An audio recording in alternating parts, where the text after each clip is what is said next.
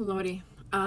So I wanted to share this little experience with you that I had today, because maybe it'll be helpful to some people. So I had to go for round 2 blood work. I'll be going for round 3 blood work next week. But round 2 blood work, my doctor wanted me to get a more comprehensive autoimmune disease panel. He said he couldn't see exactly what was on it. He just knew it was a bunch of different autoimmune antibodies that was more comprehensive.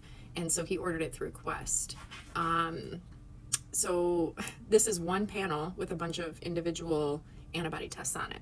And I'm going to show you the price that they gave me when I showed up at Quest this morning.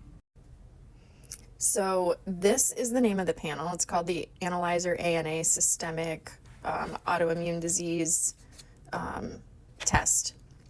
And these are all the tests that are on it. And this was the price that she gave me that I would have to pay to get this test done. Now, keep in mind, I had a bunch of other tests too. I had like TSH, T4, T3, uric acid, and some other ones. So this was for one panel. And granted, there are a lot of individual tests on here, but that's cash pay, what I would have had to pay to get this done. And I was like, no, thank you. Keep in mind, I do not have insurance. Okay, I'm uninsured, so I am cash pay for everything. So now I want to show you what I do instead to get my blood work done. This is what I do. This is jasonhealth.com, and it's a website that allows you to get lab tests that will still get sent to Quest for way less than what they charge, like significantly less. So I'm going to compare a couple prices with you just so you can see. I won't go over all of them, but just so you can see the difference. So here the ANA, basic ANA is $15. And on this, the ANA was $92.80, that first line right there. The next one are the complement C3 and C4, which kind of monitor lupus activity, $20 each, okay? On here, they were $120 and $112. The cardiolipin test was here, they charged you separately for each one, right? Usually they do the test and then if you're positive, they will lay out these, which is what she told me. They wanted to charge $107.53 each, and instead I paid $75 on Jason Health. The Jo1 antibody, which I decided to get, $50 versus $137.35. And then the Smith and SM RNP antibodies, and I will look at the description to see exactly what they test. So I was able to combine do this test to combine multiple of these.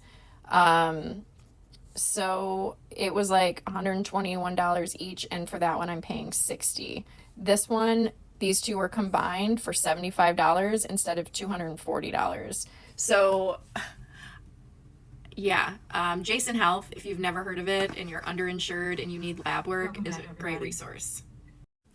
The thing that frustrates me is that it is so inaccessible to get blood work done. And if you think about it in the bigger scope of healthcare, you've got your doctor visit fee, you've got any like x-rays, MRIs, that's a separate fee. Lab work is insanely expensive. And what the woman at Quest told me was that Jason Health is like one price.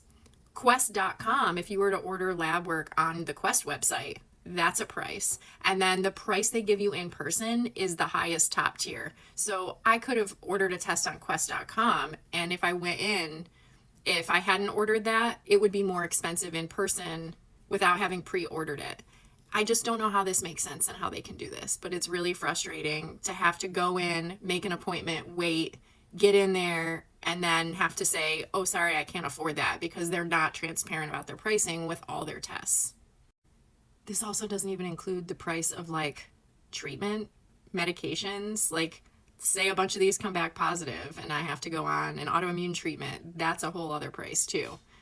But the even more messed up thing is that as ridiculously priced as this is at this point in the year, with as much as I've used my healthcare and gotten lab work and stuff at like month 5, I'm still paying less than I would have paid for just the insurance premium, which was quoted to me at $1,200 a month, not including co-insurance and all the extra stuff.